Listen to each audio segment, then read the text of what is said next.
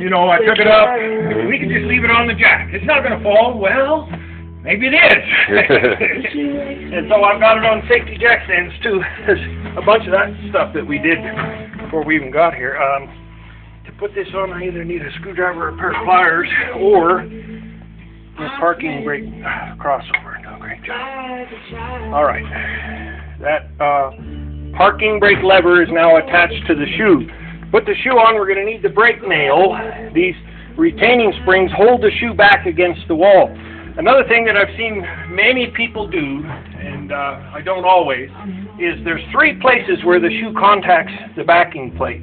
You can see them here, and that spot right there, for example, has got a bit of a groove worn in it from the shoe moving back and forth. And sometimes I've seen mechanics take a grinder and try to get that back to flat. And I've also seen them add some lubrication there.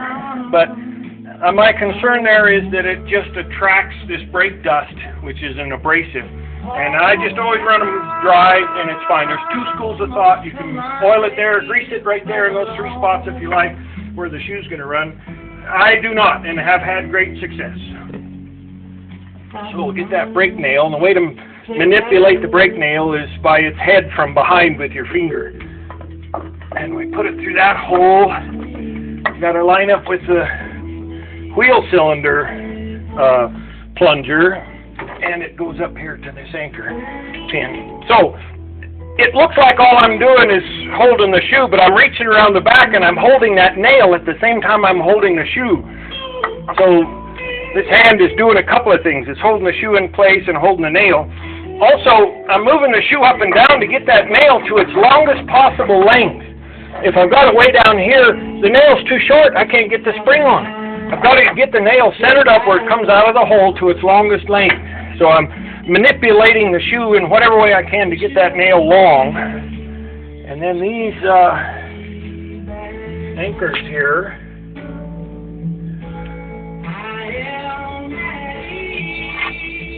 I'm trying to figure out which one is which. And this one is for the front shoe. This one is for the rear shoe. And to put the rear shoe on, we need this self-adjuster. It is a self-adjuster. Oh. It is. Look, there's the hardware for it. Okay. We need this self-adjuster, and it looks like it comes with a new spring back pivot. Mm-hmm. It goes through this hole and through the hole in the shoe. And that makes a pivot point for this self-adjuster. Yeah, I didn't realize these were self-adjusters. Now that I see the parts. And so, since we've got this bottom shoe, we know which spring to use. That spring has a confining, a little twisty that makes it smaller. For the front shoe where there's no pocket, this flat spring, it's flat on both ends, not drawn to a point like this one on one end. Both of them have an end for the cap. But one of them is not only shorter, but it's flat on the bottom. That would be the one that goes over here,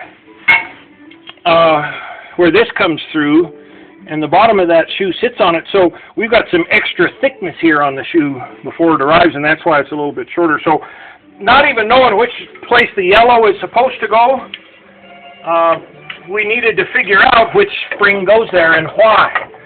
And so once again, I've got it ready for me to put in this self-adjuster with its little hub socket that the spring sits on. And then, if I had my spring tool.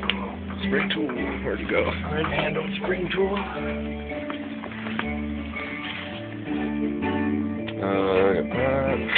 That one.